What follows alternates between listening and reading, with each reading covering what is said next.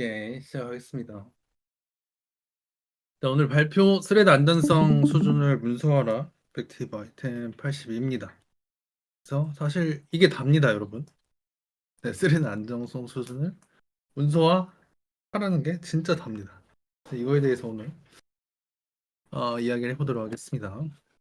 자, 목차는 스레드 안전성, 그다음 문서 방법, 스레드 안전성의 종류, 그다음에 조건부 스레드 안전, 문서화의 주의점 이렇게 있고요. 책에는 뭐 비공개 락 관용구에 대해서 뭐 한 가지 더 있긴 한데, 네, 시간 관계상 거기까지는 할 수 없고, 일단 이 네 가지에 대해서 오늘은 알아보도록 하겠습니다. 자, 스레드 안전성, 그게 뭔지부터 짚고 가겠습니다. 자, 스레드 안전성은 여러 스레드가 동시에 공유자한테 접근해도 데이터가 꼬이지 않고 일관성을 유지하도록 보장하는 겁니다. 그래서 이게 왜 중요하냐? 간단하면서도 정말 중요한데요. 다른 개발자가 내 클래스를 사용할 때 이 클래스가 스레드에서 안전한지 아닌지를 몰라서 엉뚱하게 사용하는 경우가 종종 있다고 합니다. 그래서 그랬을 때 이게 왜 안 돼 하면서 디버깅 하는 시간이 더 많아지게 되는 결과를 초래하게 됩니다. 즉, 간단하게 여러분들이 문서하는 시간은 그렇게 많이 소비되지 않는데 그렇게 하지 않을 시, 더 많은 네, 비용이 추가가 된다고 생각하시면 될 것 같습니다. 그래서 문서화를 통해서 클래스나 메서드의 동작을 명확히 하면 협업 시 오해를 줄이고 안전하게 코드를 작성할 수 있겠죠. 그래서 이 책의 가장 중요한 부분이 있습니다. 여러분들 책 딱 첫 페이지에 이렇게 있는데 너무 길잖아요. 저희가 하나하나씩 곱씹어 보도록 하겠습니다. 자, 첫 번째입니다. API 문서의 싱크로나이즈의 한정자가 보이는 메서드는 스레드 안전하다는 이야기를 들었을지 모르겠다라고 말합니다. 즉, 이렇게 코드가 있을 때 여러분들이 문서를 봤을 때, 여기 싱크로나이즈가 있으니까 이게 안전하겠다 이렇게 생각할 수 있다고 누군가는 말한다고 합니다. 근데 이제 이렇게 하면 이렇게 안전하다고 오해할 수가 있습니다. 그래서 단순히 저 싱크로나이즈가 붙었다고 해서 무조건 스레드 안전하다고 믿으시면 안 됩니다. 왜냐면 그 안에 떤 스레드 안전하지 않는 로직이 포함될 수 있기 때문에 사실 이 스레드가 완전히 안전한지 코드 전체를 검토를 해보고 그거에 대해서 문서화를 꼭 해야 된다는 거죠. 그래서 자바독의 기본 옵션에서 생성한 API 문서에는 싱크로나이즈한 한정자가 포함되지 않는다. 이게 뭔 뜻이냐? 자, 자바독은 기본 설정으로 생성하면 메서드에 붙어 있는 싱크로나이즈 한정자를 API 문서에 나타나지 않습니다. 즉, 문서화를 시켜도 네, 보이지 않는다는 얘기죠. 그래서 API 문서를 통해 이 메서드가 스레드에 관해서 안전한지 안전하지 않은지 알 수 없다는 거죠. 그래서 여기처럼 이렇게 지금 키워드가 붙어 있지만 그 자바독으로 그냥 아무런 설정 안 하고 여러분들이 문서를 생성하면 API 문서에 나타나지 않는다는 거죠. 왜냐하면 싱크로나이즈가 구현 세부사항일 뿐 API 설계에 포함되지 않는 요소이기 때문입니다. 그래서 바로 책에서 이렇게 말합니다. 메서드 선언에 싱크로나이즈드 한정자를 선언할지는 구현 이슈일 뿐 API에 속하지 않는다. 이렇게 말합니다. 왜냐하면 한정자는 메서드의 구현 세부사항입니다. 그렇기 때문에 API의 설계의 본질적인 부분이 아니기 때문에 API 문서에 기본적으로 표시되지 않습니다. 언제? 자바독으로 여러분들이 문서를 생성할 때. 네, 그래서 단순히 저 한정다를 썼다 해서 이게 과연 안전한지는 확실하게 우리가 체크를 해보지 않고선 잘 모른다는 얘기겠죠. 따라서 이것만으로는 그 메서드가 스레드 안전하다고 믿기 어렵다고 합니다. 그래서 이거를 이제 어떻게 하면 되냐? 그 전에 API 문서의 싱크로나이즈 보이지 않든 보이든 이 정보는 해당 메서드의 스레드 안전한지 확신할 수 없다고 하죠. 그래서 이거를 문서화를 하는 게 키포인트인데 그걸 어떻게 해야 되냐? 자, 문서 방법입니다. 이거는 하나의 예시입니다. 무조건 이렇게 하는 게 아니고 이런 방법으로 할 수도 있다라고 이해해 주시면 될 것 같습니다. 첫 번째는 맨 위쪽에 이제 스레드 안전성 수준이라고 있어요. 이거는 제가 이 바로 다음 페이지에서 제가 알려드릴 건데 스레드 안정성 수준이 있는데 그 수준에 맞는 거를 여러분들이 적어 주시면 되고요. 두 번째는 설계 의도를 추가해 주시면 좋습니다. 그래서 여기서 같은 경우는 뭐 싱크로나이즈 큐를 사용하여 동기화가 되었습니다. 그래서 다중 스레드 환경에서도 안전하게 사용할 수 있다고 명시적으로 나타내는 거죠. 그래서 그 다음에 마지막으로는 추가 정보를 제공하는 것도 있습니다. 그래서 이렇게 하면 어, 어떤 다른 분들이 내가장 코드를 사용할 때 좀 더 어떤 오류나 내가 예상치 못한 오류나 디버깅하는데 시간을 쓸 필요가 없겠죠. 왜냐하면 내가 미리 그런 사항들을 체크하고 그걸 다 문서화해 놨기 때문에.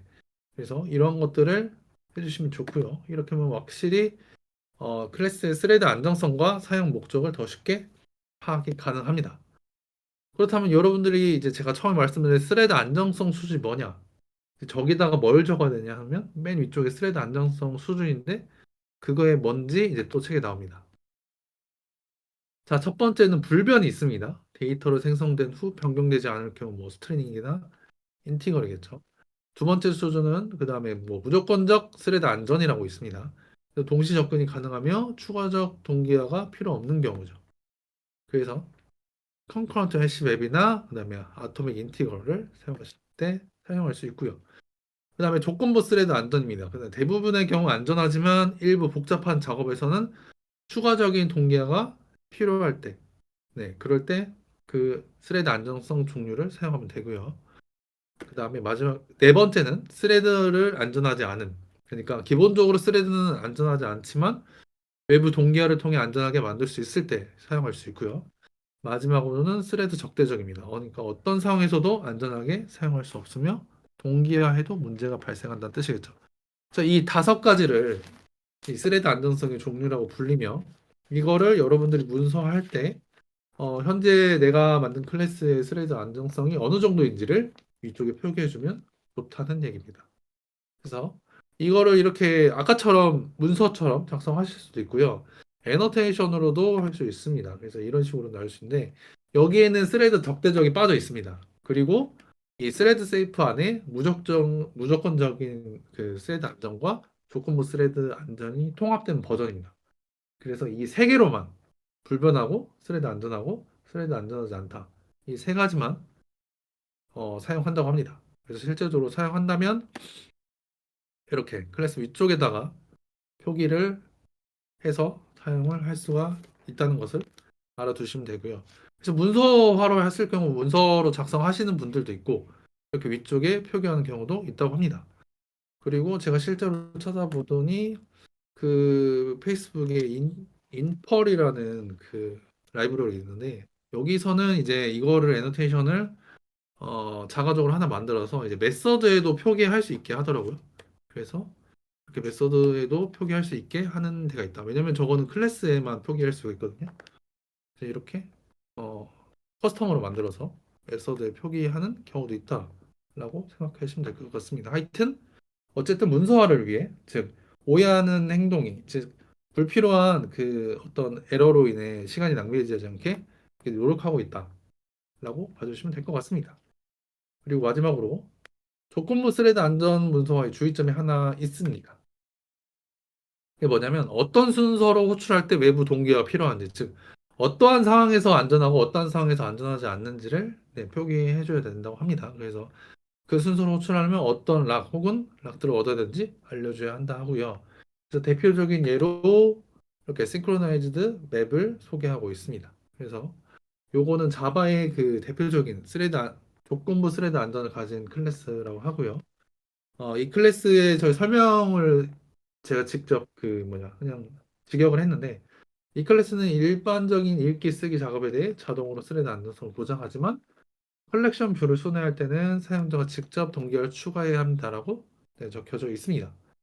그래서 예제 똑같은 예제죠. 여기 안에 있는 예제를 그냥 그 안에 있는 걸만 한국어로 바꿨습니다. 그래서 아니 뭐 동기화 블록 안에 있을 필요 없다. S가 아니라 M으로 동기화했는데 써져 있는데 저거는 네, 뷰 객체가 아니라 맵 객체로 락을 사용해야 합니다라고 구체적으로 적혀 있습니다. 그래서 그렇게 이렇게 그러니까 동기화를 하지 않을 시 컬렉션 뷰를 순회하면 데이터가 꼬이거나 예외가 발생할 수 있다고 이렇게 나와 있습니다. 이런 것처럼 문서화를 하는 게 훨씬 더 효율적으로 같이 일을 협업을 했을 때 더 생산성이 높다는 거죠. 그래서 정리해보자면 모든 클래스가 자신의 스레드 안정성 정보를 명확히 문서화해야 합니다. 이렇게 안 할 시 그 비용이 너무 크다는 거죠. 그 다음에 정확한 언어로 명확히 설명하거나 스레드 안정성 애너테이션을 사용하자고요.